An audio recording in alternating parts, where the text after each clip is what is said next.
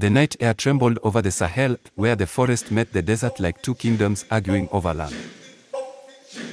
To the south, beneath towering trees and red earth, marched the warriors of Benin.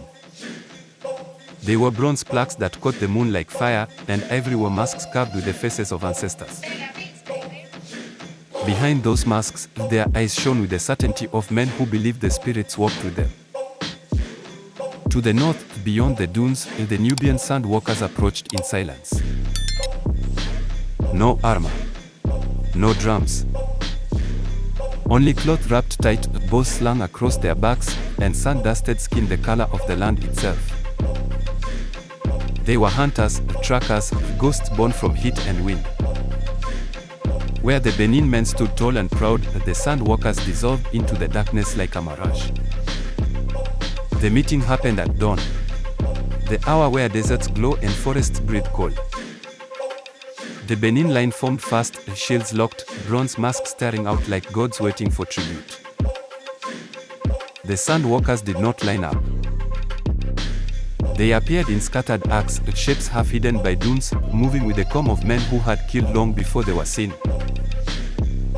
The first strike came from the desert. A whisper, then a scream, a Benin warrior fell, an arrow buried deep in his throat. But the line did not break. Benin warriors slammed their spears into the ground, chanting low, awakening whatever spirits lived in their masks. What rose from them was not fear, but fury. With a roar, they charged. Bronze met sand. The sand walkers scattered instantly, breaking apart like a shattered wind.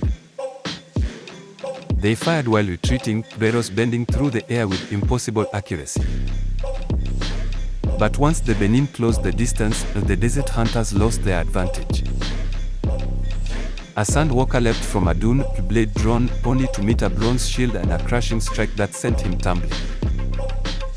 The field became two battles. One in the open, where Benin's strength dominated. One in the shadows, where Nubian stealth ruled. A group of sand walkers circled behind, aiming for the Benin commander, a giant masked warrior whose armor glowed with patterns of kings. But he sensed them. Without turning, he raised his spear and the soldiers beside him tightened their formation, shields locking into a wall of bronze. Arrows shattered against it like rain on stone. Realizing the forest warriors would not break, the sand walkers changed strategy. They retreated toward the dunes, drawing Benin into the open where shade disappeared and heat ruled. Benin followed, unstoppable, confident, roaring with ancestral pride. But as they climbed the dunes, the desert came alive. A sandstorm rose, not by magic, but by Nubian timing.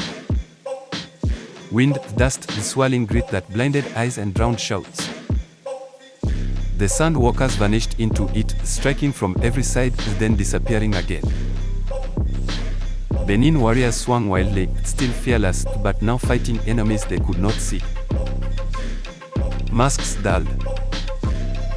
Bronze burned in the rising sun. Step by step, the desert took from them the one thing their masks could not grant: the ability to breathe. When the storm settled, both sides lay scattered like abandoned weapons. The Benin stood in fewer numbers, battered but unbroken. The sand walkers crouched atop the dunes, exhausted, their silhouettes sharp against the light. No victor moved forward. No final blow was struck. Both forces understood the truth. The forest had power. The desert had shadow. Neither was made to conquer the other. And so the Benin withdrew south with their pride intact. And the sand walkers faded north with their legend unshaken. Only the wind remained the only witness to a battle between two worlds that were never meant to meet.